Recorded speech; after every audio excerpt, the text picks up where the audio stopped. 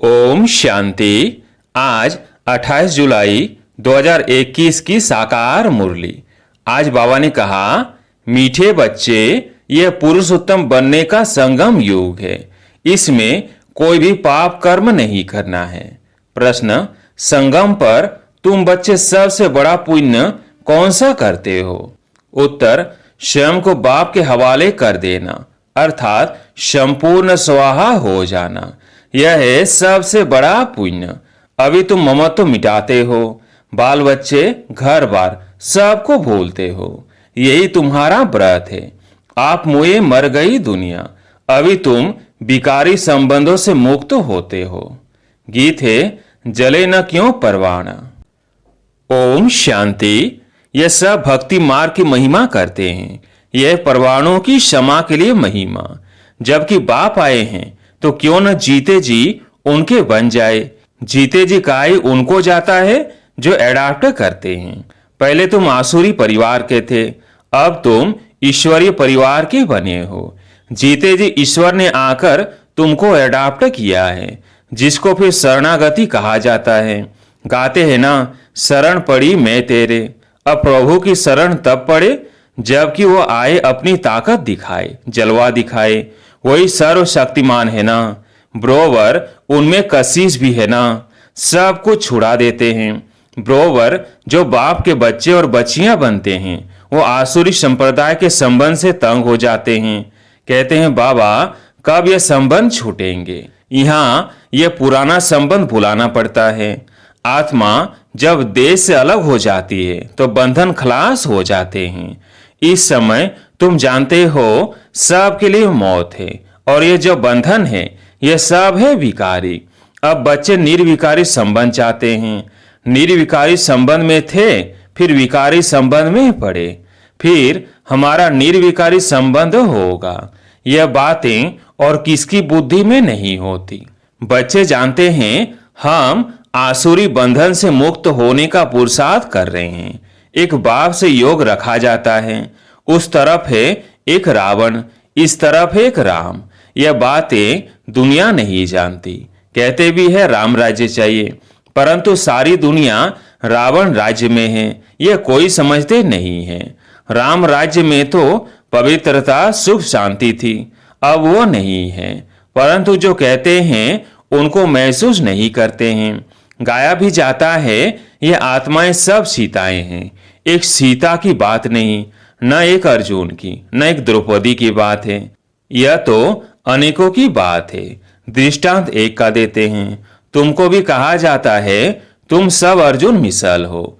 तुम कहेंगे अर्जुन तो यह भागीरथ हो गया। बाप कहते हैं मैं साधारण बूढ़े तन का यह रथ लेता हूं। उन्होंने फिर चित्रों में घोड़ा गाड़ी दिखाया है। इसको अज्ञान कहा जाता है।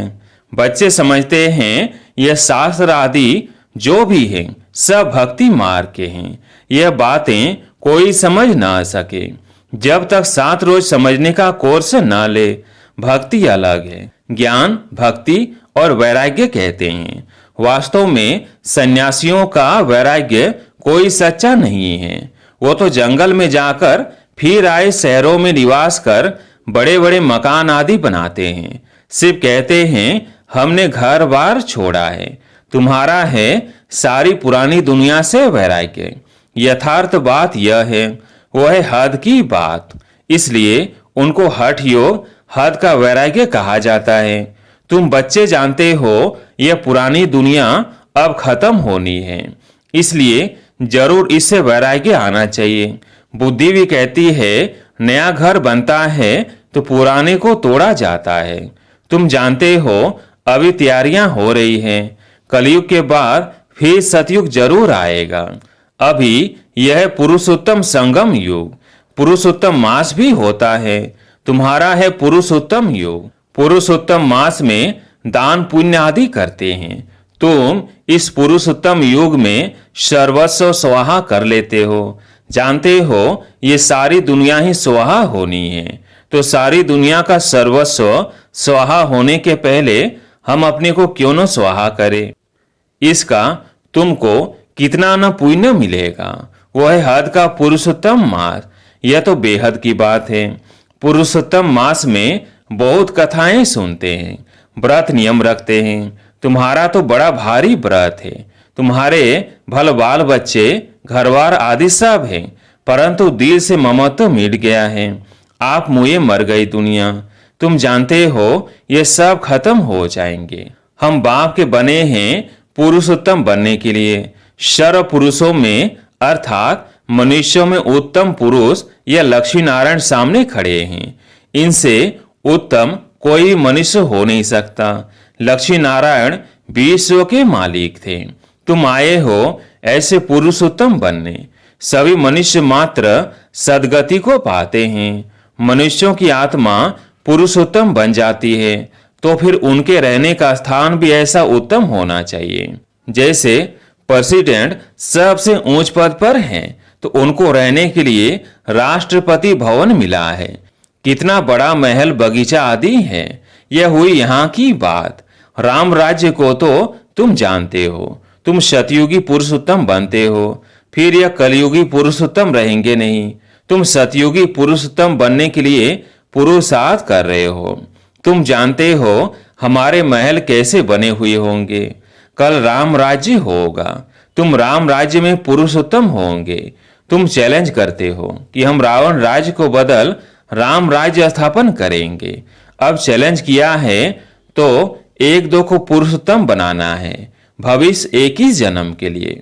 देवताओं की महिमा गाते हैं, सर्वगुण संपन्न अहिंसा परमो देवी देवता धर्म। तुम जानते हो और कोई मनुष्य नहीं जानते। तुम दूसरे जन्म में पुरुषोत्तम बनेंगे, फिर इस रावण राज्य का कोई नहीं रहेगा। अभी तुमको सारा ज्ञान है, अब रावण राज्य ही खत्म होना है। आजकल तो समय का भी कोई भरोसा नहीं है। अकाली मृत्यु हो जाती है अथवा किसकी दुश्मनी हुई तो उड़ा देते हैं। तुमको तो कोई उड़ा ना सके। तुम अविनाशी पुरुषोत्तम हो। यह विनाशी सो भी रावण राज्य में। इनको तुम्हारे दैवी राज्य का पता ही नहीं है। तुम जानते हो हम अपना दैवी स्वराज्य स्थापन कर रहे हैं श्रीमत पर। जिनकी पूजा होती है वह जरूर अच्छा कर्तव्य करके गए हैं, यह तुम जानते हो। देखो जगदम्बा की कितनी पूजा है। अब यह है ज्ञान ज्ञानेश्वरी।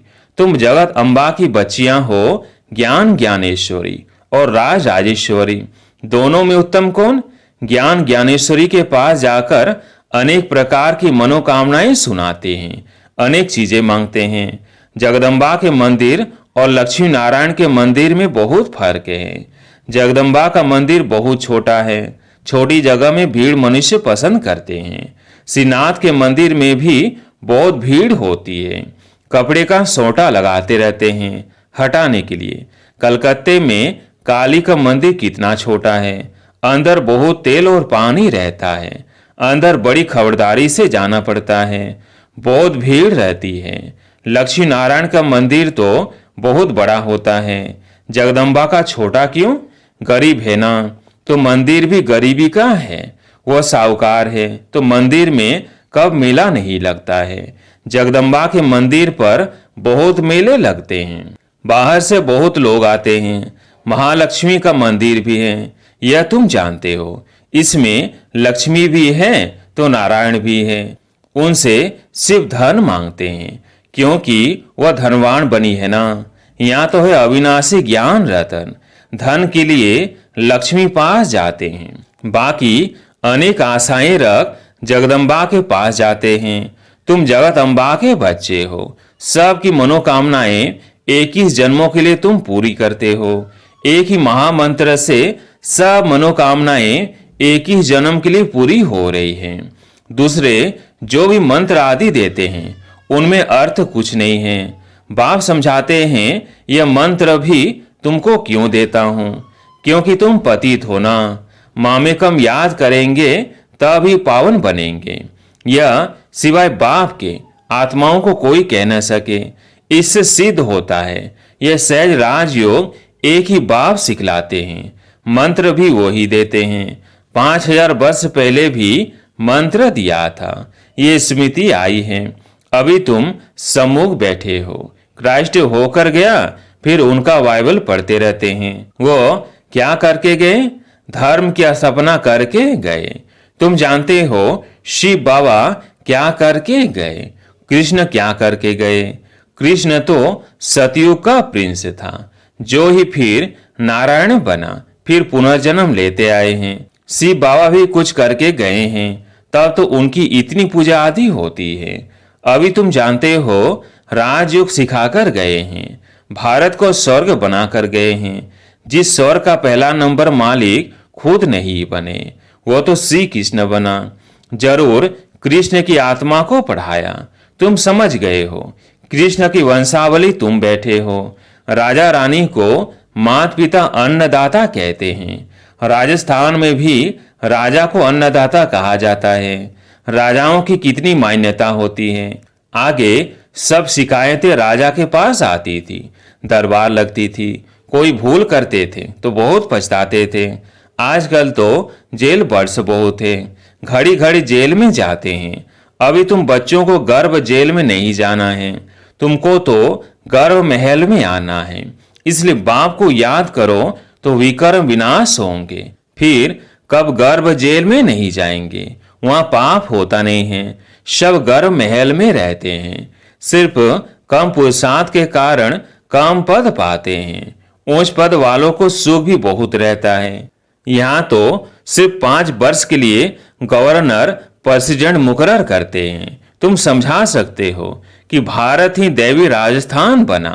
अभी तो न राजस्थान है और न राजा रानी है। आगे कोई गवर्नमेंट को पैसा देते थे तो महाराजा महारानी का टाइटल मिल जाता था। यहाँ तुम्हारी तो है पढ़ाई, राजा रानी कब पढ़ाई से नहीं बनते हैं। तुम्हारी एम ऑब्जेक्ट है इस पढ़ाई से तुम विश्व का महाराजा महारानी बनते हो, राजा रानी भी नहीं। राजा रानी का टाइटल त्रेता से शुरू होता है। तुम अभी ज्ञान ज्ञानेश्वरी बनते हो, फिर राज राजेश्वरी बनेंगे। कौन बनाएंगे? ईश्वर। कैसे? राजयोग और ज्ञान से। राजाई के लिए बाप को याद करना है। बाप तुमको स्वर्ग का मालिक बनाते हैं, यह तो बहुत सहज है ना। हेविन स्थापन करने वाला है ही गॉड फादर। हेविन में तो हेविन की स्थापना नहीं करेंगे। जरूर उन्हों को संगम पर पद मिलता है, इसलिए उसको सुहावना कल्याणकारी संगम युग कहा जाता है। बाप कितना बच्चों का कल्याण करते हैं, जो स्वर्ग का मालिक बनाते हैं। कहते भी हैं परम पिता परमात्मा नई दुनिया रचते हैं, परंतु उसमें कौन राज्य करते हैं यह किसको पता नहीं। तुम समझते हो राम राज्य किसको कहा जाता है? उन्होंने तो राम राज्य को लाखों वर्ष दे दिए हैं, कलयुग को 40,000 वर्ष दे दिए हैं। बाप कहते हैं मैं आता ही हूं संगम पर, आकर ब्रह्मा द्वारा विष्णुपुरी की स्थापना करता हूं। सत्य नारायण की कथा भी यह है। सतयुग में तुम लक्ष्मी नारायण सर्वगुण संपन्न बनते हो, फिर कला कम होती जाती है। नया झाड़ तब कहा जाता है जब की स्थापना होती है। नया मकान बनता है तो नया कहेंगे। तुम भी सतयुग में आएंगे तो नई राजधानी होगी, फिर कला कम होती जाती है, स्थापना यहाँ होती है। यह वंडरफुल बातें कोई की भी बुद्धि में नहीं है। तो बाप ने समझाया है कि सभी आत्माओं के लिए यह युग है पुरुषोत्तम बनने का। जीवन मुक्ति को पुरुषोत्तम कहा जाता है, जीवन बंद को पुरुषोत्तम नहीं कहेंगे। इस समय सब जीवन बंद में हैं। बाप आकर सबको जीवन मुक्त बनाते हैं। तुम आधा कल्प जीवन मुक्त होंगे, फिर जीवन बंद यह तुम समझते हो। तुम्हारा व्रत नियम क्या है? बाबा ने आकर व्रत रखवाया है। खान पान की बात नहीं है, सब कुछ करो, सिर्फ एक तो बाप को याद करो और पवित्र बनो। पुरुषोत्तम मास में बहुत करके पवित्र भी रहते होंगे। वास्तव में इस पुरुषोत्तम युग का मान है तो तुमको कितनी खुशी कितना नशा होना चाहिए। अब तुमसे कोई पाप कर्म नहीं होना चाहिए, क्योंकि तुम पुरुषोत्तम बन रहे हो। अच्छा, मीठे मीठे सिकिलधे बच्चों प्रति माता पिता बाप दादा का याद प्यार और गुड मॉर्निंग। रूहानी बाप की रूहानी बच्चों को नमस्ते। हम रूहानी बच्चों की रूहानी बाप दादा को याद प्यार गुड मॉर्निंग नमस्ते नमस्ते। धारणा के लिए मुख्य सार। पहला पॉइंट, इस पुरुषोत्तम युग में जीवन मुक्त बनने के लिए पुण्य कर्म करने हैं, पवित्र जरूर रहना है, घरवार आदि में सब होते दिल से ममत्व मिटा देना है। दूसरा पॉइंट, श्रीमत पर अपने तन मन धन से दैवी राज स्थापन करना है, पुरुषोत्तम बनाने की सेवा करनी है। आज प्यारे मीठे बाबा का वरदान, ऑलमाइटी बाप की ऑथोरिटी से हर कार्य को सहज करने वाले सदा अटल निश्चय बुद्धि भव। ऑलमाइटी बाप की ऑथोरिटी से हर कार्य को सहज करने वाले सदा अटल निश्चय बुद्धि भव। हम सबसे श्रेष्ठ ऑलमाइटी बाप की ऑथोरिटी से सब कार्य करने वाले हैं। ये इतना अटल निश्चय हो जो कोई टाल ना सके। इससे कितना भी कोई बड़ा कार्य करते अति सहज अनुभव करेंगे। जैसे आजकल साइंस ने ऐसी मशीनरी तैयार की है जो कोई प्रश्न का उत्तर सहज ही मिल जाता है, दिमाग लगाने से छूट जाते हैं।